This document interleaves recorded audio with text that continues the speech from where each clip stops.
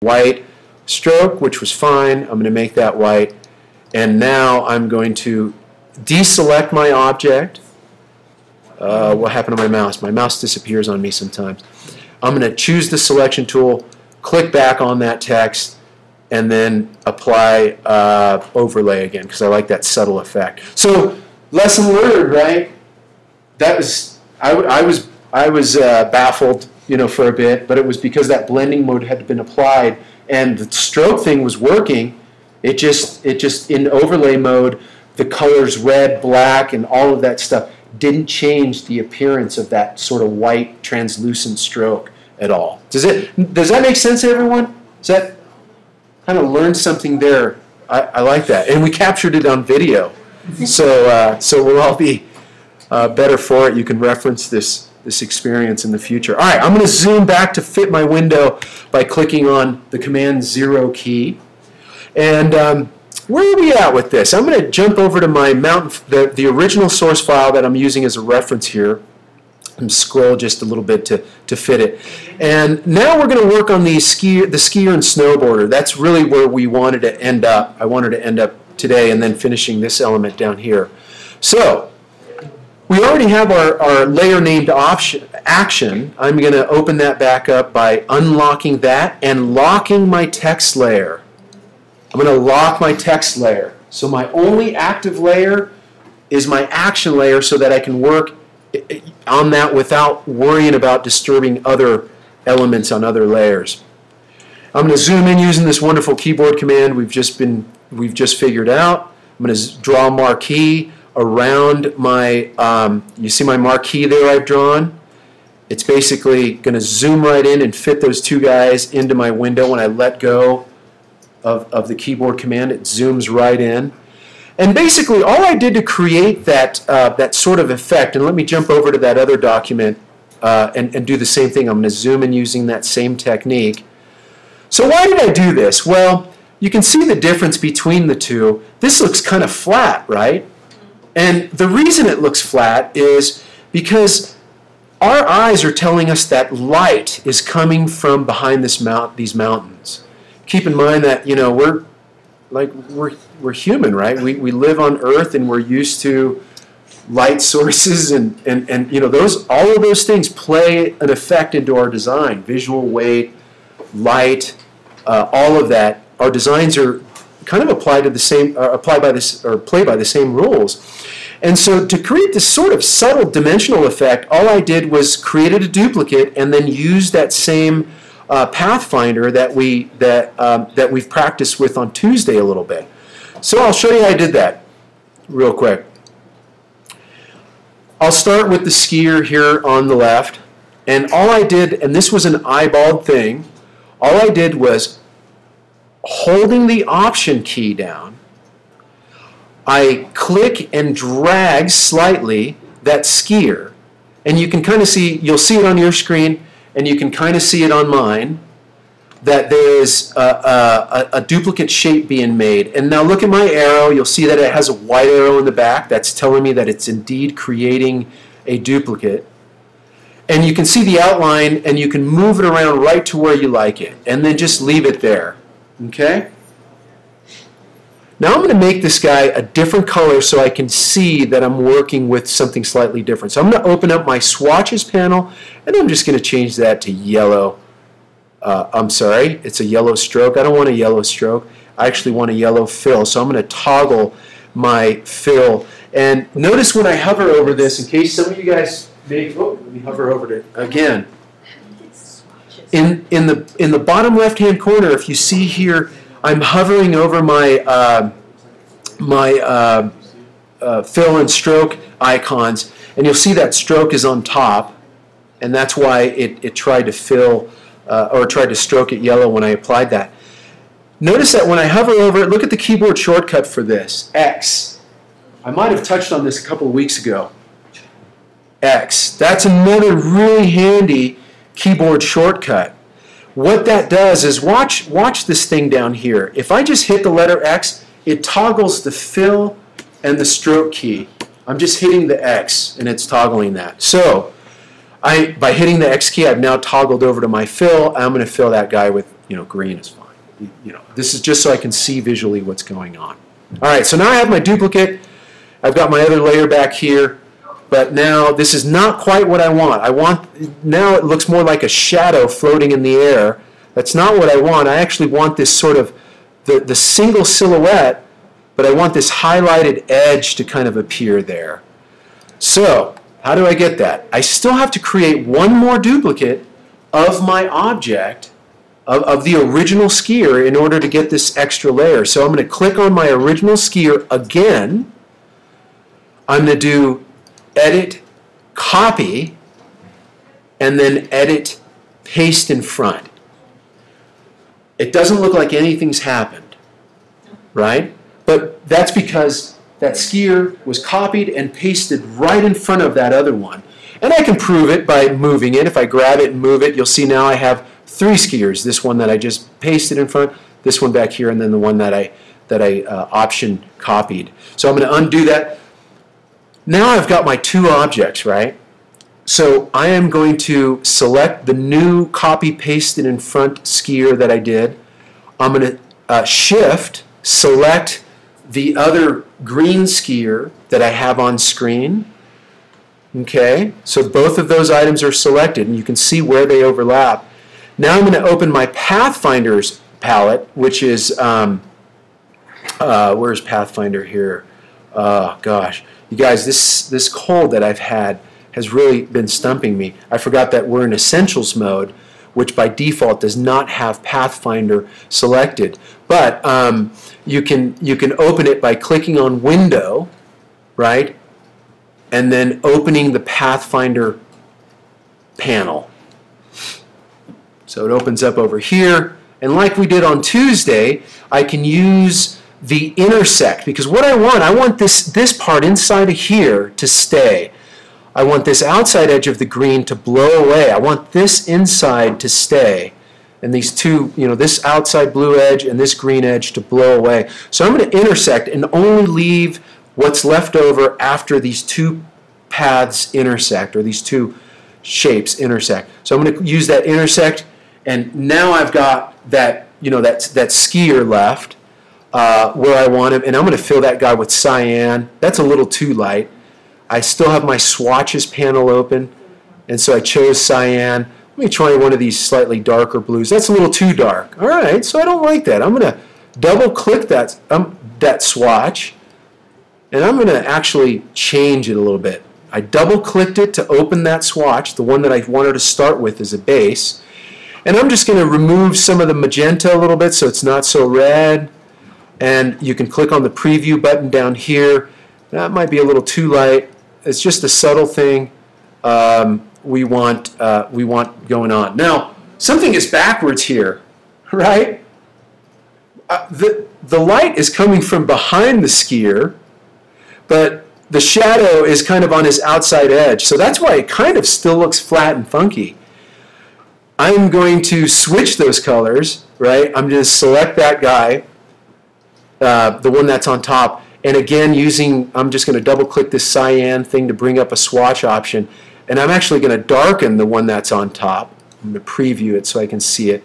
A little more cyan, maybe less magenta, a little more in there. You can kind of see the preview, and if I click away, you can kind of see a more subtle highlight behind the skier. I'm going to change this one now by clicking on my highlighted edge, which is the full skier silhouette, and I'm going to reduce some of the magenta in that one to get a little more of a glow going on. And now you can see it actually kind of looks right, right? There's the highlight behind him because that's where the sun beams are coming from, and the shadow is on top. Okay. So following those same steps, we'll do the same thing to the snow with the snowboarder. I was getting my snowblower tuned, so I think I've got snowblower. Sorry, I don't mean to bring winter so soon, but it was a little chilly this morning. All right, so same thing again. This time I'm going to do a slightly different procedure. I'm going to copy and paste the snowboarder in front first. Copy, paste in front. I did that using the keyboard commands, Command C and then Command F. So I have my duplicate of the snowboarder on top of the other one, and I am going to option drag, again, that same method as before. So I'm holding the option key, clicking and dragging. I've created now a third snowboarder. I'm not going to worry about coloring because I know I've done the right steps, so I'm just going to leave them all blue. With this one still selected, I'm going to shift select the other one and again use that intersect pathfinder. Because I have my color panel open, I can conveniently change the darkness of that guy manually. Or another way to do it, if I want it to be this exact same custom blue that I did over on this side, I can click on my eyedropper tool, also just by hitting the I key is the keyboard shortcut. And then using the eyedropper tool, I can click right on that skier's darker portion and it'll fill my snowboarder with that same blue.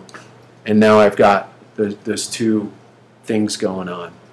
So the lesson with this here was using pathfinders to create effects. Why did you do 3 and not 2?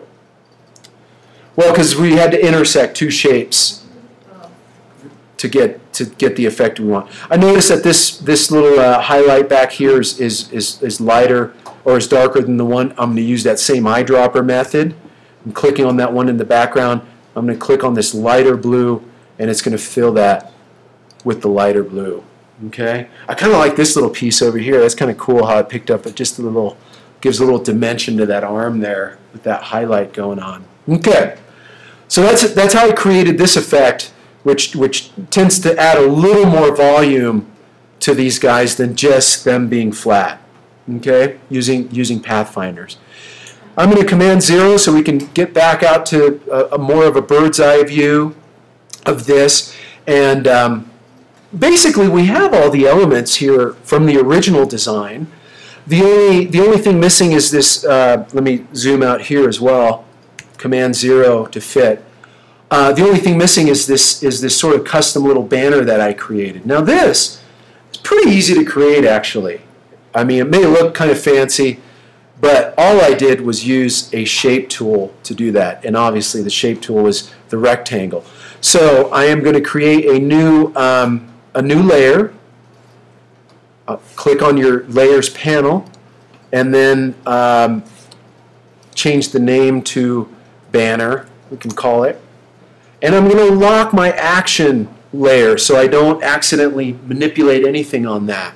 I've isolated all my artwork to just work on the banner layer only, and there's nothing on there yet. So all I did to create that, that banner was, starting with the rectangle tool, I positioned it in approximately the area I want that to go. You have a question, Carlos? Or? No. Okay, I'm sorry, I saw your hand go.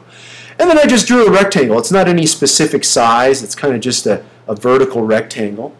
I've got that. Okay. And so how did I create this little V in here? Well, there's a couple of ways. I could have used the Pathfinder stuff, right, to knock a triangle out of here. That would have been a little more work than necessary for this. All I did was added another anchor point. I went back to the pen tool. You can see here I'm about to select the pen tool. Clicked on it and hovered over the rectangle tool to where this intersect line appears. And now it's going to drop that anchor right smack dab in the center of that line. So I create that. If I don't have those lines, what am I missing? If you're not seeing the smart guides, yeah, I guess. If you're not seeing smart guides, click on View from your menu bar, and then make sure that Smart Guides has a check next to it. It is. Okay, so you should be fine. Well, no, they're not there. Let's test it out. Let's see here. Yeah, that should do it for you. No, because that's what those are. They are Smart Guides. Okay.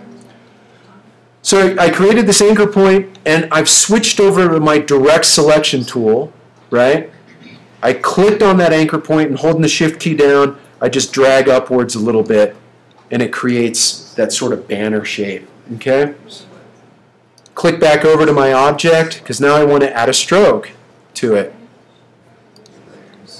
Okay? To add a stroke, you notice I clicked on my stroke panel and everything's kind of like not, it's not highlighted. So I'm just going to start by adding a stroke. And it's going to add it's probably going to add a black stroke. I'm just going to click on the weight of the stroke a couple of times. Oh, let's get up to 6. And it automatically, as soon as you add a stroke, all of these options become active because actually now there's a stroke to work with. Boy, of course it's black on black. You can't see what's there. Let me change the color of this to red real quick. There we go. Now you can actually see my shape is selected. And I'm going to go back to my stroke palette. I've got a 6-point stroke. Now, for this particular banner, I did not stroke the, let me see if I can unlock that. Oh, it should be unlocked. What's going on here?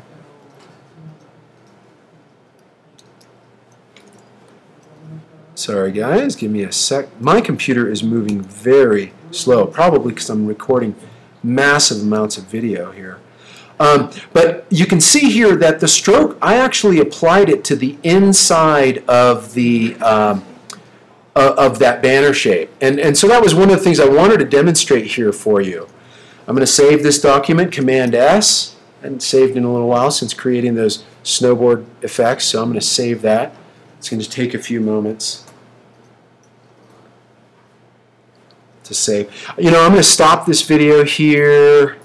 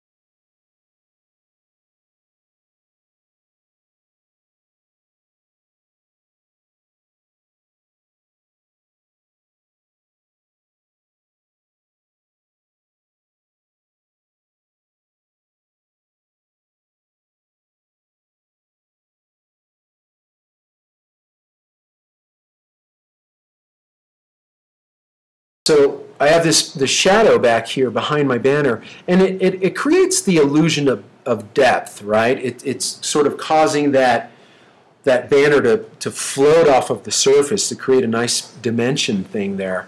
And to do that with our banner, with your banner, you simply select the banner itself. And I know I've covered some effects. I think I covered them the second week, just kind of threw them at you. But basically, the way to get that to work is the effects are obviously under the effects drop down. Okay?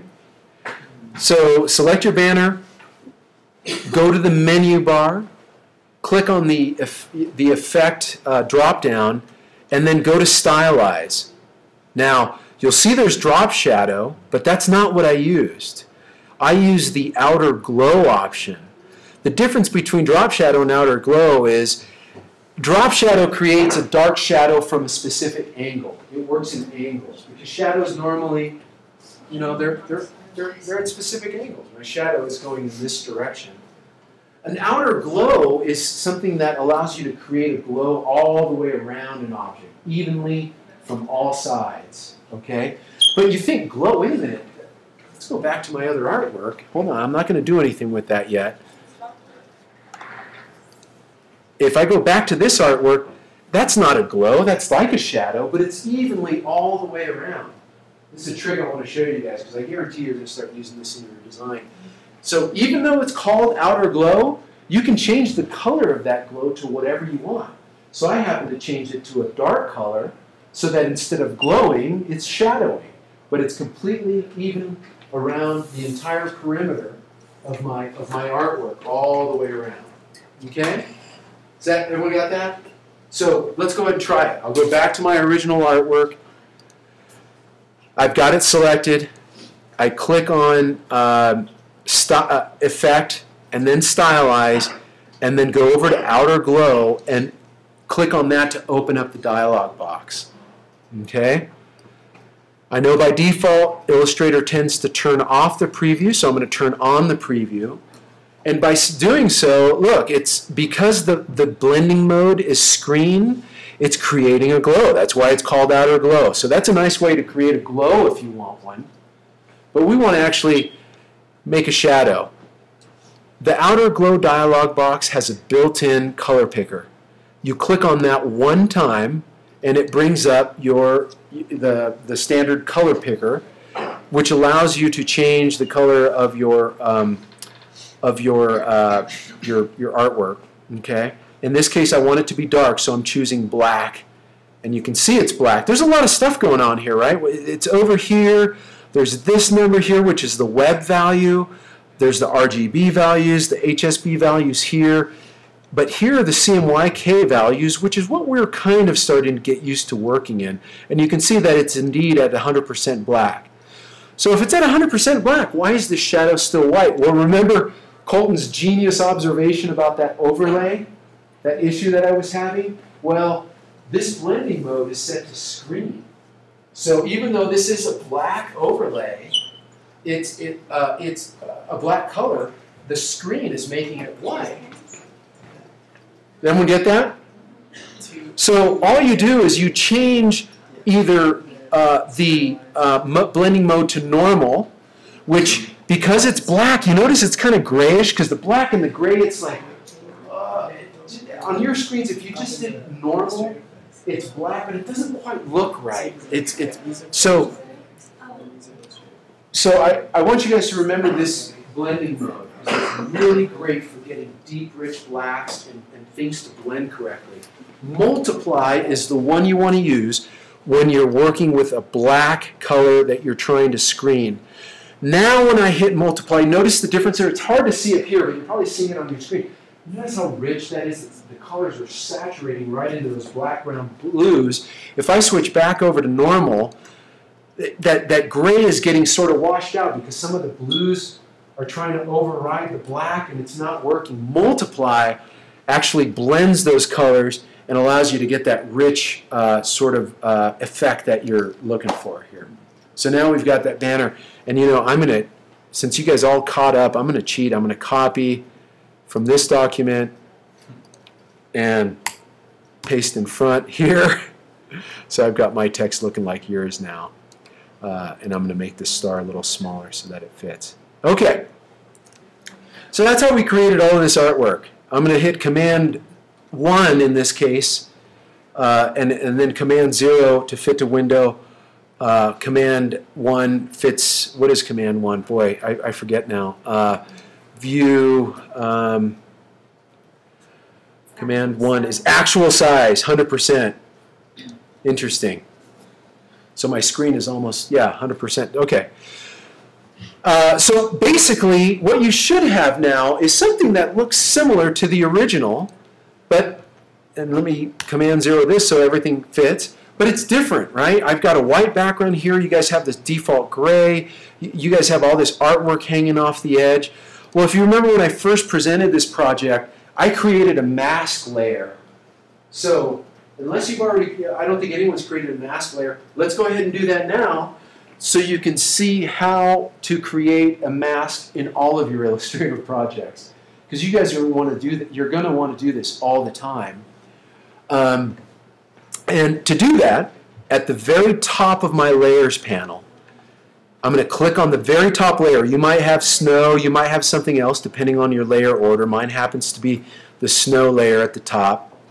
I'm going to click on that and then make a new layer by clicking on the Create New Layer button.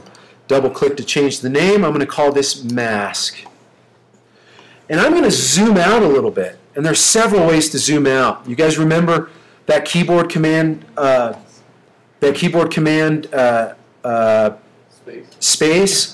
space creates the, allows you to zoom in. If I hold the Option key down along with it, it changes the icon to zoom out. Can you see that on screen? It's toggling there. If I let go of that Option key, brings up search this Mac. Yeah, mine's not working. Command space. it brings up Search This Mac. I think that's the spotlight window. I'm gonna check right now to see if it's the same. Yeah, it says command. Oh, sorry about that. Yes, that's right.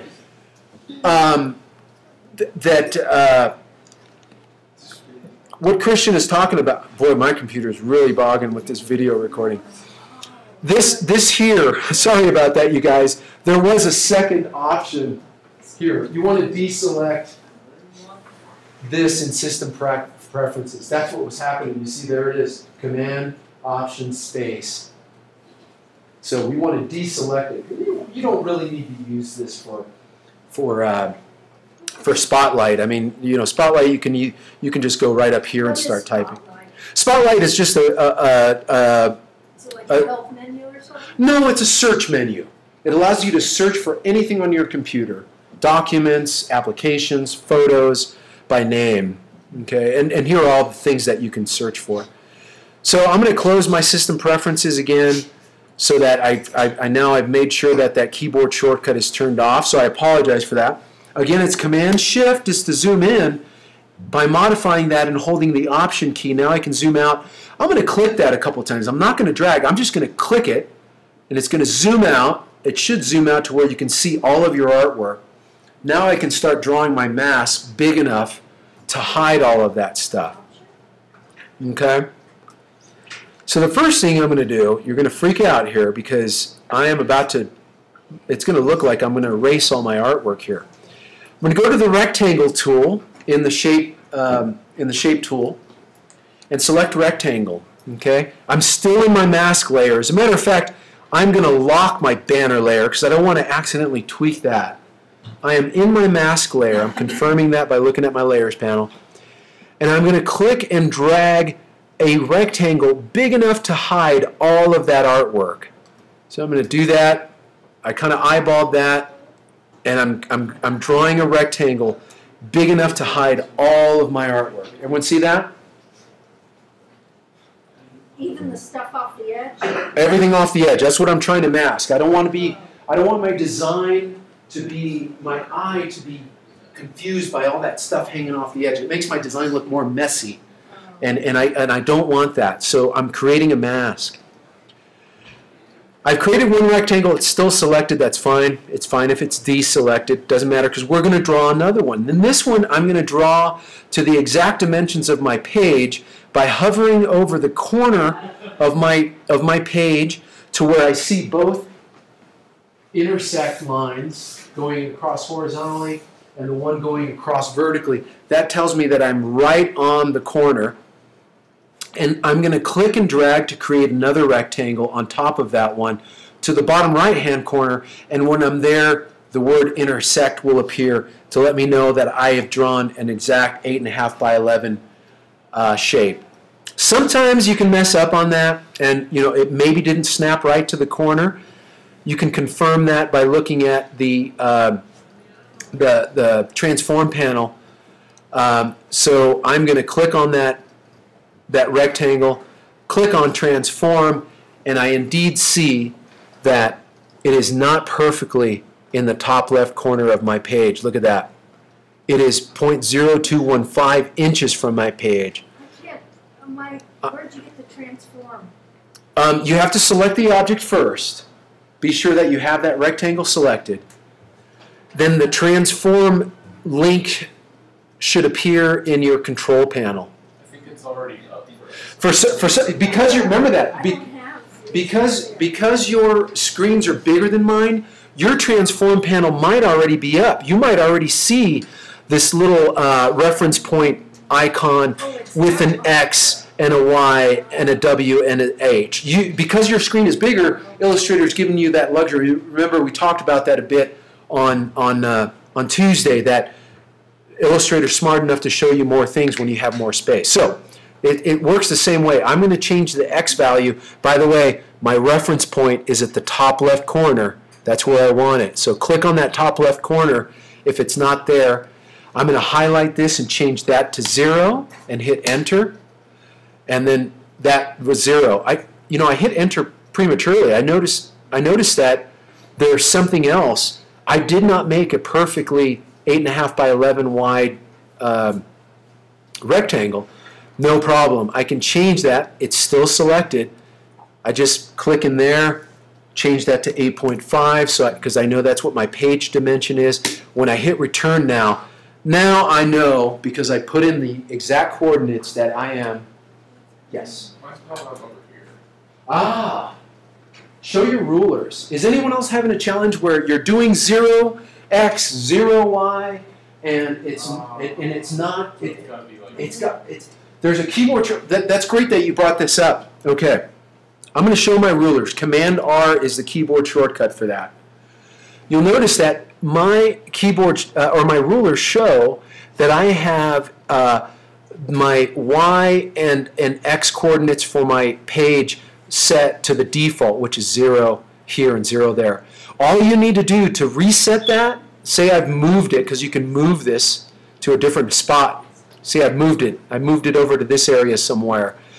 To reset it, all you need to do is double click in this little corner right here of your rulers. If you double click that, your rulers automatically reset to 0x and 0y in the top left corner of your artboard. Got it? Does that fix your problem? Okay. Thank you. All right. So now we'll keep our rulers up. We talked about rulers in lesson 4. So now it's hard to tell, but we do have this smaller rectangle we've been using and a larger rectangle behind it. I'm going to make a clipping mask out of this. Okay? So because this one on top is on top, this is the thing that's going to get knocked out. So I'm going to go ahead and click on that rectangle, and holding the shift key down, click on the other rectangle, and now go to Object, Clipping Mask, Make. I'm sorry, not Clipping Mask. Boy, please undo that, you guys. That was not the right move. That's the mask. What we want to do is create a compound path. This is a compound path, not a clipping mask. There we go. So go ahead and click Make, and what that compound path has done, remember compound paths, remember the fonts that you outlined when you did Mountain Water? Those are compound paths, those little those little counters inside of the letters here, these little counters, those are knocked out. Those are compound paths there. So we've created that. Now you can change the color of this compound path to whatever you want. In my case, we were using white. I'm going to double click on the fill icon here, slide this over to the top left corner so that it's white. It's confirmed here in the color picker. Click on OK, and now I've got a nice white mask. I'm going to lock that. I don't want that to move. I never unlock that. As a matter of fact, usually when I make it, I leave it locked and it doesn't unlock the whole time I'm working with the document. You see that? Now you can see how pretty your design is. It looks a lot better. Even this one looks a lot better without all that stuff hanging off the edges. So I'm looking at everyone else's too. It looks a lot better without all that stuff hanging off the edges. Now, the original design I presented looks a little different, obviously. Yes, you know, the gradients are a little nicer. I tweaked those individually, and I welcome you to do that in your designs with this project. Modify those gradients.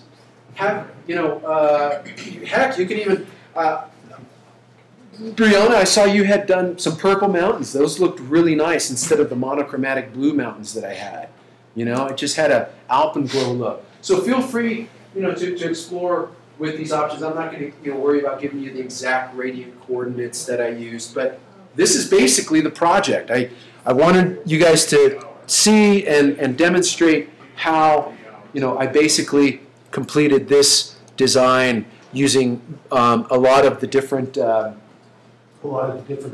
that we've been working on. Now, putting the water in the text, mountain water, was that using a clipping mask? It was. That was a mask after those things had been. Oh, that's awesome. Okay, so now we've opened up this. It's actually a map of a local area, and by the way, one of the layers is locked. Don't mess with that. Leave it locked. Otherwise, you're going to go insane with the complexity of this artwork.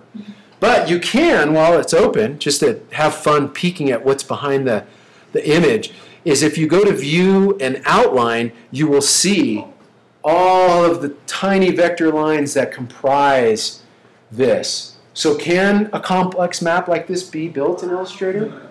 You certainly could. That's not how this one was done. This one was, I took a GIS file from the U.S. Forest Service and converted it to an Illustrator file, because you can do that. They convert it. It's kind of nice. And then so the lines were already there.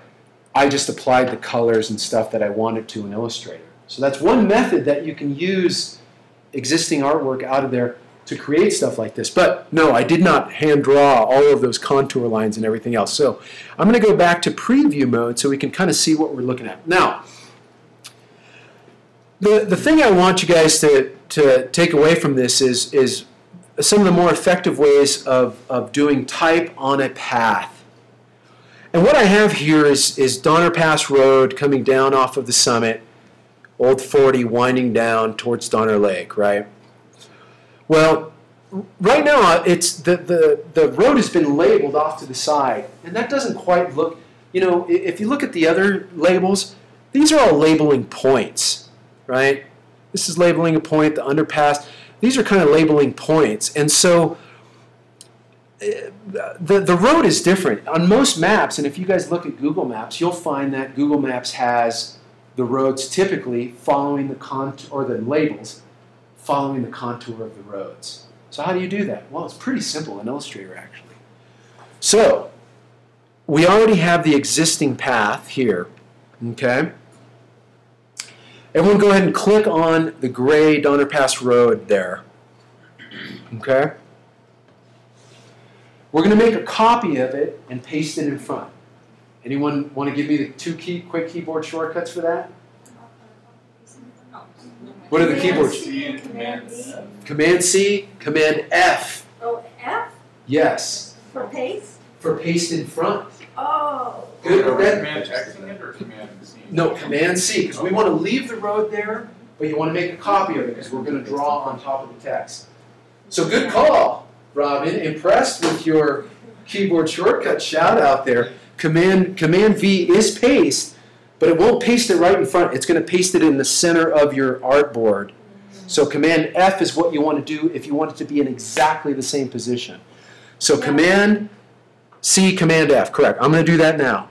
Command C, Command F. With that line still selected. Is it the line or Donner Pass Road? No, sorry, the line itself. It's hard to tell. Let me change that layer to red. Might make it easier to see on screen there. So with that line selected, this is already a duplicate here. I'm going to create a new layer. Okay? We don't have to do this, but I just want to keep it clean.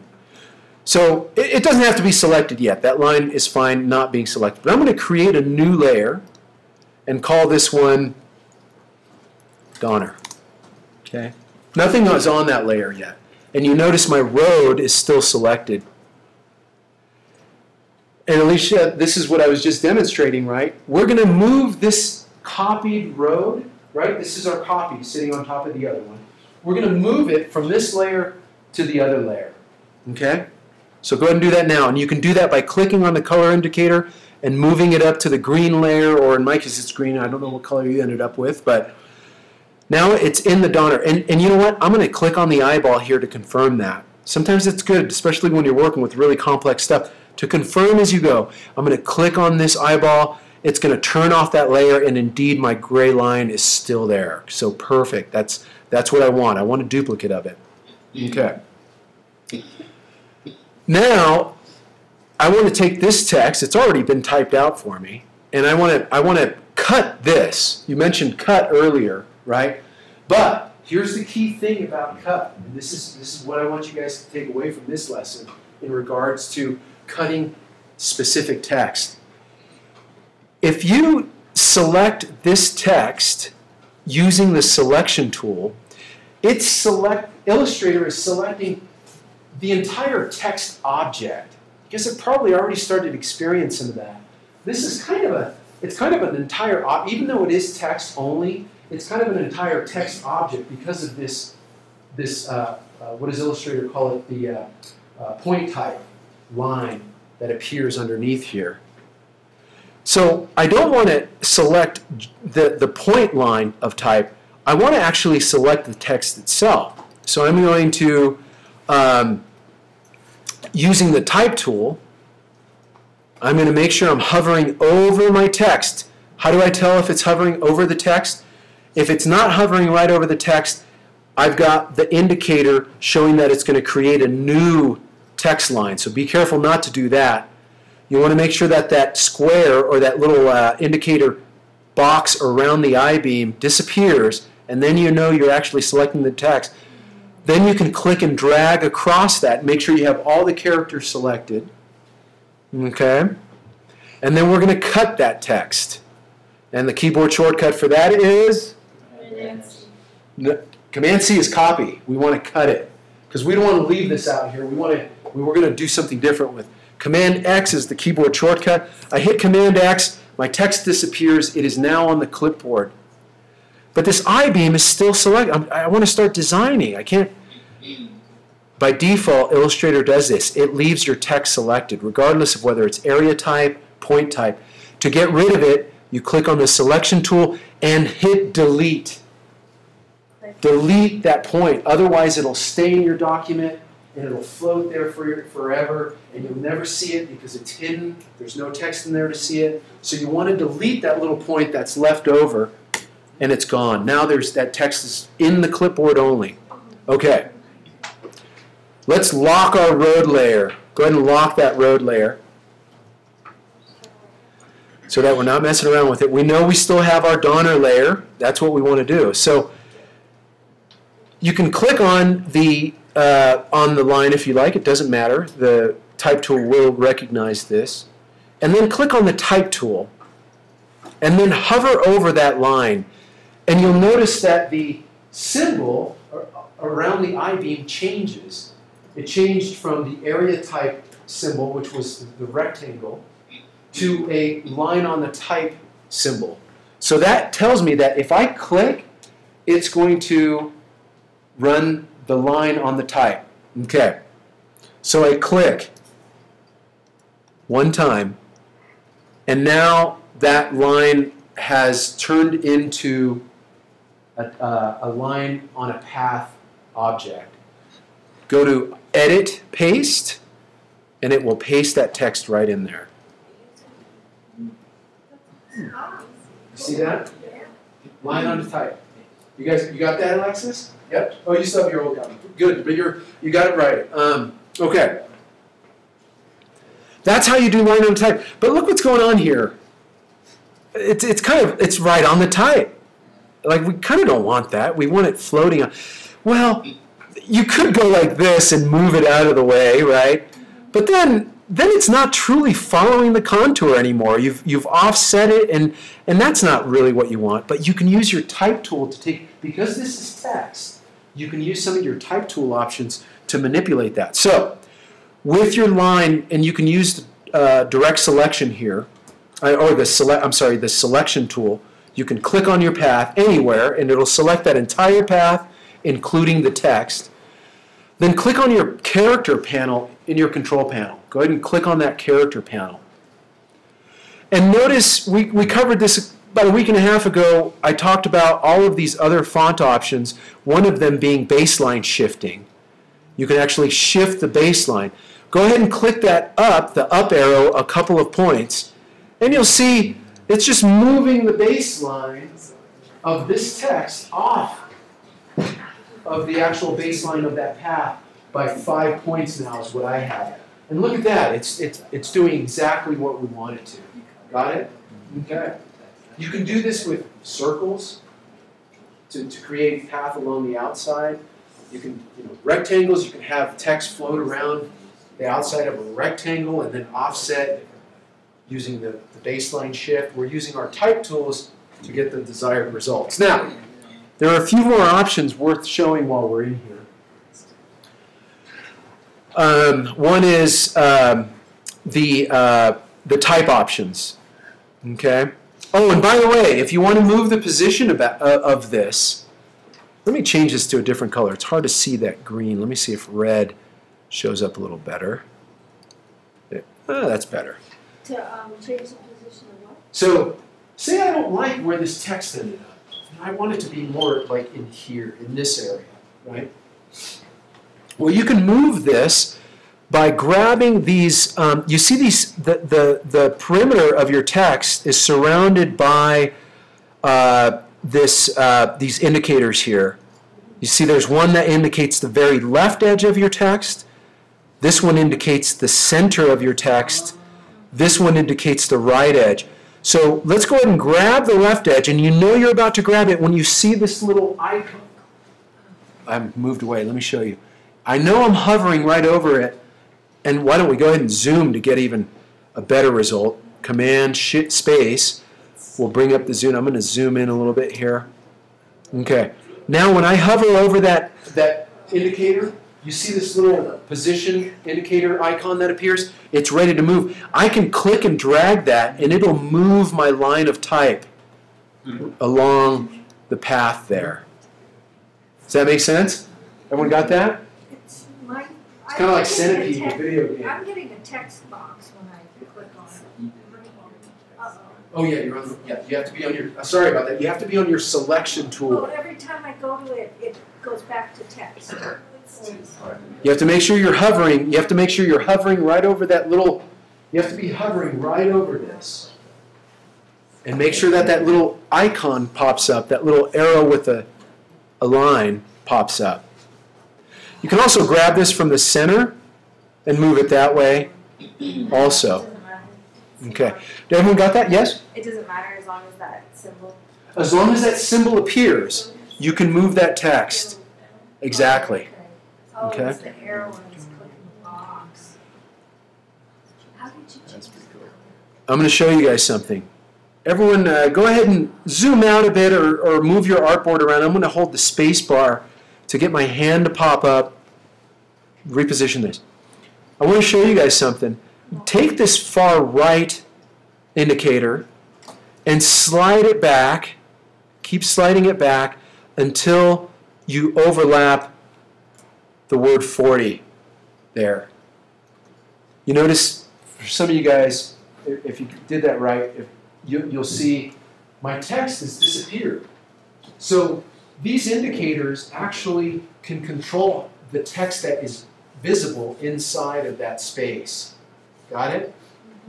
And I can tell that that's happened because this plus icon has appeared to indicate that indicates there's more text in here you're not seeing. That's what that says.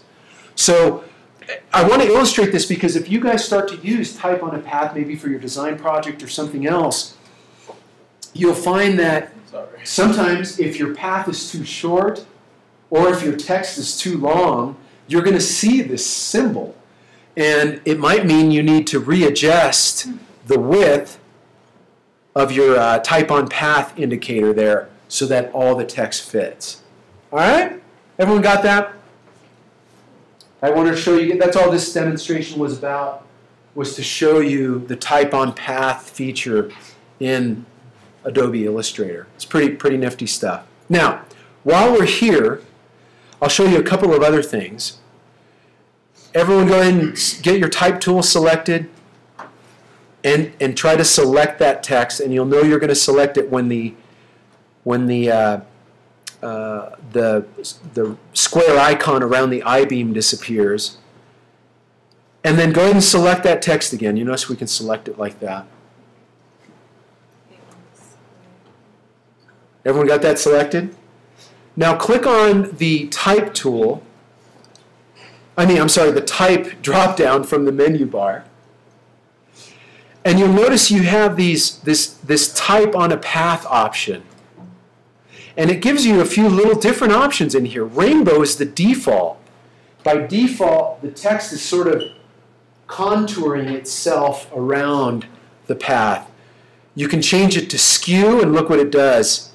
Everything's skewed so that the text is trying to force itself so that it's vertical. And you can mess around with a couple of those others if you like. The ribbon is kind of trying to fan a ribbon out. Stair step is keeps all the type vertical. So you have some different options there. And then gravity just really wonks it out. I don't know. I have to look where that gravity center point is coming from, but it's kind of an interesting treatment. Totally random. If you now select that type on a path options, it'll bring up some of those same some of those same effects. However, here you can also flip your text. And you'll have to click on the preview button to actually see it happening. But if you click on that flip, it flips your text over onto the other side of your path, running it the opposite direction. Got it? Which one was the flip? Oh, there it is. Check box. Oh, okay. Yeah. I don't want it flipped, and I definitely don't want gravity. I like the rainbow. Google Maps style. So there's how you do type on a path. Not that you guys are going to be doing maps, but you might want to use, a funky path with, text on it. Could be a neat design element. Okay. The stroke can still be invisible, and it'll still type on the path, right? Like that line, you can see it, but if I made it have no stroke, it would still fall. As a matter of fact, it has no stroke. Oh. The reason it still looks gray, and go ahead and click on the eyeball of the map layer back there, is because, the road layer is what I meant to say. Remember we moved that road? Okay. It's invisible. When you made it a type on a path, the same rule that applies to clip compound paths, when you make a compound path, it makes, no matter what colors you have set, it makes your stroke none and your fill none. The same thing happens when you convert area type or type on a path to those objects. The stroke, the fill, whatever was there before, goes away. Okay. Got it? Yeah, thanks. I actually wanted to point that out, so I appreciate you mentioning it. Well, now that part of the road is gray and the rest is double lined. You see? Oh, what's that?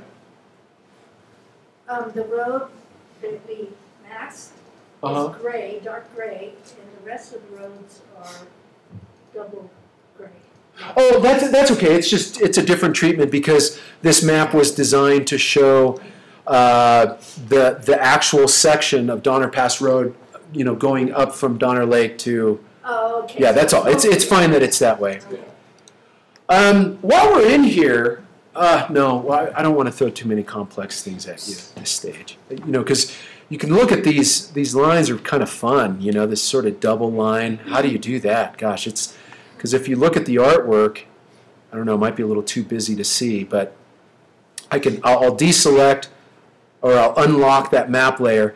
If I click on that on this path here, and it's not letting me do. Oh, it's not letting me do that because I have it masked. I did that on purpose because I didn't want you guys to accidentally get in there and start accidentally tweaking all of these things and not understanding what's going on. But we will be getting into some of these more elaborate uses of paths and how you can manipulate them with different appearances and stuff like that. And you actually use the appearance panel for that. It's kind of fun. So, but the lesson here was type on a path. So, any questions on that? No? No, okay. You can just draw a path. You can just draw a path. Right? This one was already pre-drawn, but you can draw a path and then put your type on it using this exact same method. Okay. All right, so you can close that window out. No need to save. I know what it looks like. So I'm going to close it without saving. I'm fine doing that for this project. I'm going to minimize my Illustrator again by clicking on the little yellow minus icon there. And now we're going to switch over to the, oh, I put that in the wrong spot. Sorry, guys, but this fall text document actually should be in Lab 0519. So if you wouldn't mind dragging it into there, that would be great. What'd you say? So there was a file in there called fall text, fall txt. See that? It's actually supposed to be in the Lab 05. It's supposed to be in this folder. So just put it in there by clicking and dragging it into that folder, and then it'll be in the right spot. Okay, so for now, though, let's open up that Lab 0519 document. Okay, you'll see pretty fall colors. I was inspired to do this based on the chilly morning we had and all the aspen leaves turning. But you'll notice I already have pre-made some layers in here, the headline layer and the text layer. We're going to work in the headline layer first. And I want to show you guys some cool options that you can apply to your fonts or to your text in Illustrator. So we'll start with the pen tool. Make sure you're on your headline path. Headline layer by clicking on it in the Layers panel. And then click the Type tool. We'll start typing the Type tool from the Tools panel. And click somewhere in the middle, because I'm going to create a headline here. And I'm just going to type in fall is coming. Okay, so I have the text fall is coming here. I am going to, with that text still blinking, my little bars blinking at the end of the text, I am going to go to Edit. I'm sorry, select all. All right, and you guys should see what I'm seeing here on screen. Because I was inside of my text point type element, it was ready to select text. I wanted to select that text not by dragging my mouse across it, but by simply using the Command A command. Command A is select all. And that applies to anything in your artwork. I happen to be inside of a text element, so when I did the Command A function, it selected all of the text. However, if I had objects and artwork all over and I hit Command A, it would select all of my artwork. Sometimes you want to do that when you move stuff around. So with that selected, I'm going to change the font to something different. Let's look for something that has a little character to it. And let's see, I'm scrolling up and down here. I can't tell what any of this is. How about Lithus? Is that any good? Kind of looks like some Greek. font thing. I'm going to change the size. You guys all should have lithos. I'm going to change the size here to, let's just say 80 points. That's probably going to, that's too big, I can tell. Let's go 60 points, okay?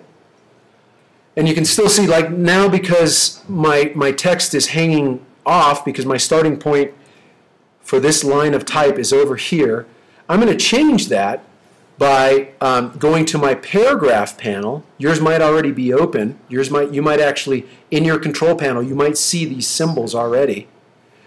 But I'm going to click on the Align Center option to get that text to be center aligned in the paragraph. Okay? Now, when I click that, it doesn't go to the center. Yeah, mine goes to the right. Yeah, it's not quite center. it's not quite center, but we're going to do that next. Mine's not really You're not really what? It's not even really close. Look. Is it just because we didn't click? You didn't click in the right spot. We're about to get it in the right place. That's Oh, okay. You just happened to click. I just happened to click in the middle of my document, that's all. Sorry to throw you off there. I guess my eyeball was pretty good. That looks pretty darn close. But I'm about to prove that it's not. Go ahead and click on your selection tool, and it will automatically select that type. Ah, gosh, those colors are not right. Let me go green. Now we want green on a red background. So now I've selected my point type. If you notice up here, I have the Align to Artboard option already highlighted in my control panel. If yours isn't highlighted, go ahead and click on the drop-down and click on Align to Artboard. Okay? Now click on the horizontal Align to Center. And you should see my thing shift. There, it shifted. Oh boy, it was only like 3 points off. It was pretty close. All right. So now you should be in the center. Okay. So why am I doing this? And of course, we've already done headlines. We've already done text. What I want to show you is that you can manipulate this text even when it is still text. And there is a nice, convenient way to do that right within the control panel up here. And it's this Make Envelope option. What is Make Envelope? Well, let's go ahead and click on it. What that does is it's a shortcut to bring up your warp options, and you can change the style, by the way, which is also under the effects panel. But it brings up your warp options. When you click on that, that's what that button's there for. Let's go warp factor 3, Scotty. Sorry, I just watched that bad movie recently, Into Darkness. So click on preview so you can see what's going on, and immediately you see that my text is arcing. And there are a bunch of different styles. There's arc upper, which leaves the baseline flat, but it just arcs the upper portion of the text. That's arcing too much. I'm going to change this to like maybe 20. Let's go with 15. There we go. That's kind of nice. And there, you can play with all of these. Arch is a really nice one. This actually arches the type and the vertical direction of the text, stays vertical. And it still gets arced a bit. And then there's others. Bulge, flag is kind of fun. You can change the amplitude of that flag by modifying the bend now. It's kind of cool. I like that one. Yes, Alicia. How are the two arches different? That one that is on top and this one is. I'll show you. So let's look at that with this. What's an arc? What's an arch? The arc, you see the arc is actually arcing it and fanning the text out to follow that curve. The arch is simply preserving the vertical orientation of the type and following its arc. Boy, that's way too much. I like the flag. I'm going to go back to flag and hit OK. Okay?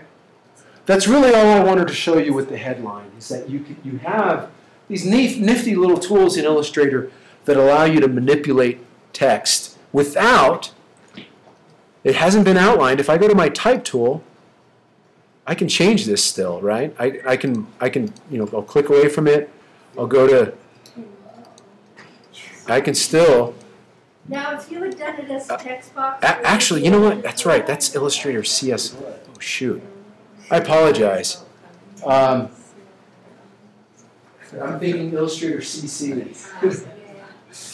In Illustrator, excuse me, in Illustrator CC, you can still continue to manipulate the type using your text tool here.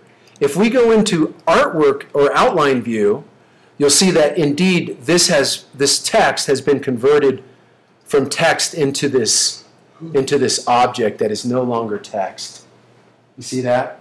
So you can't change that font or any of that anymore. You want to make sure that you have all of those parameters set before you make a warp adjustment to your type. Okay.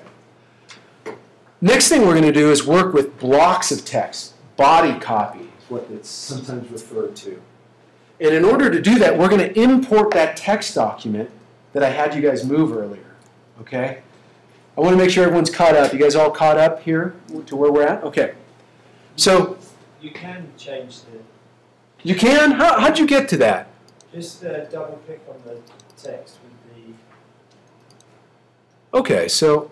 And then it goes into like a layer and then you can just highlight it and change the... Let me try that again. In Adobe CC, it's a little more dynamic, and so that's kind of what I'm used to. But how'd you get that to work, Tom? Just click on the text button. Okay. And then just actually click on the selection button. Okay. And then double click on your text. There it is. Oh, nice! Look at that. I learned something too. So what it did is it put that text into isolation mode, so that basically you could still continue to manipulate that. Thanks for that tip. A fall is here. I'll change it. Now, how do you get out of this? It's like, oh man, I'm in isolation mode. What do I do? You notice all of this new stuff appeared when we went into this isolation mode. To get back out, you just hit the back one level. You can go, because you can be nested pretty deep. But here we just went one level deep, so you can click that, and it goes back one, and then you click it again, and it brings you back out to our artwork. Thanks for that tip, Tom. I didn't, so it's a bit different in Illustrator CC. So now what we're going to do is work with this body copy. And to do that, you go to File, let's go to File and Place. You can actually place not only images, that's what we've been doing, but you can place text into your document. So if someone has handed you an editor, if you're working on a brochure or a publication, a magazine, an Illustrator, and the editor has handed you a Word document, you can import that Word document right into Illustrator. So I'm going to jump into today's demonstration, Lab 05, and that fall text is what I'm going to select, and I am going to click Place. Brings up a dialog box that allows me to set some options, and the default is fine for what we're doing here, so I'll click OK again. And, oh, it's thinking. Where'd it go? It's taking a while on my side. There it is. Okay. So you see that Illustrator dropped this text in and placed it as nicely inside of an area type. It's pretty nice of it to do that. If you guys got something different, it might have been because your settings were different than what I have here, which is, take a look at these again, Mac Intel, which is fine. ANSIs are kind of standard character encoding. And then these carriage returns are deselected. That extra spaces thing is fine. You hit OK. And you should end up with what I have on screen. Okay? The things I want to show you today should go pretty quick. I want to show you that within a text box, you can have multiple columns. Okay? Were we supposed to be on the text layer when we did that? Oh, we should have been, yeah. But that's no problem. We can get there by dragging it right from one layer to the other. Yep. That's right. Let's do that. I'm going to lock my headline after doing that now, just so I don't mess with it. Thank you, Robin. And I'm going to change my my text to a two-column text box. you do that by going to the type options, the type drop-down, and then selecting area type options. And that brings up a really complex dialog box that allows you to change a lot of the parameters of this text box we have here. And the thing I want to do is make it 2 columns. And if you click on the preview button in the bottom left-hand corner, okay, you'll see that when I change this number to 2 by clicking on the up arrow, there are now 2 columns in my text box there. Okay? Now, just so this can read a little better, I'm going to change the font size to 16 points. I clicked on the character panel in the control panel. With my type selected, I'm going to 16 points. That's too much. I'm going to go to 14. I think 14 is what I wanted to get in there. 14. And I'm going to change the color down here in the fill button. Oh, I can double click on that and select white. A lot of different ways to change color. You guys should have your own preferred method now. You could certainly use the color panel, the swatches panel. There's different methods. So now we have white text that's starting to show up on this darker background. Okay, so now the thing is, it's overlapping too much, right? We don't want it to be, plus we have one column that's wider than the other. I want to adjust those so that they're the same height. Now, some of you might have your bounding box showing. I'm going to bring mine up by clicking or by using the Command-Shift-B keyboard shortcut. And if I grab the bottom and simply try scaling this box up, let's get to about there. You can adjust the height of your text, your area type, to get it to where that text is a little more even. So that's a quick way of doing column text. And you notice it's still one to area type. It's nice. You can adjust the width of these gutters. You know, the gutter is what is the space between the columns. And you can do that by going back to the area type options. And you'll notice here there's a gutter option. You can make that a half point if you want really narrow columns. Hit OK. And now look what's happened here. The text no longer fits. I've got my plus here down in the bottom right-hand corner. But that's OK. The thing is, you can drag it back down, or you can jump to another text box if you want to. You can create a new text box and jump to it. You can even jump to a text box on another artboard and continue your type. So this could be a much longer story, and you can have this going across multiple pages like you might in a brochure, right? And I think some of the lessons you guys have already done showed multiple artboards and text moving between them. So to do that, you simply click on this plus arrow, and when I move away from that text box, look what's happened to my icon. It's turned into this funky symbol that is ready to continue that text in a new place. I'm going to go down here below this, you know, kind of aligned with the left edge of my area type that's on screen right now. And I'm going to click and drag. Watch this. I'm not just clicking. I'm clicking and dragging to create a new text box at an exact size. And I want it to be approximately the width of my existing area type. And when I let go, look at that. The text is continuing in that new box. And what's cool is I can move and manipulate this box, position it anywhere I want, and that text will still stay linked. If I change the font size, it will, you know, obviously, it's not going to be a surprise. It will apply across and continue to thread the text. Yes? I can't click on the plus sign. Just one click. Sometimes it's a little bit of a challenge. Go ahead and, go ahead and get one click, and then move away from it. There you go. I got you. You have to move away from the, it's just one click on the plus sign, and then move your mouse away, and you should see that little symbol that allows you to do this. So, this isn't, I didn't, prep this to be a fantastic design, but you can, we already had the background, obviously, which, by the way, I just quickly created with a gradient back there. You're more than welcome to examine the file. And then these little guys here were just symbols right out of that symbols pile. Remember that first week we did symbols for that icon that we created? So, and then, of course, I applied some transparency options to make it seem cool. Where's the symbol one again? Just remind me. It is, if you are using your essentials, it should be right here. Kind of looks like a clover leaf. That'll bring it right up. And look, on mine there it is because I used that recently. You probably don't have it there. So anyway, I wanted to leave you with that. I know we've covered that some of that stuff has been covered in lesson 7, but I wanted to demonstrate it here again because if you feel compelled to, in your design projects, to do larger blocks of text and you want to have a multiple column layout approach, this is kind of the way to do that.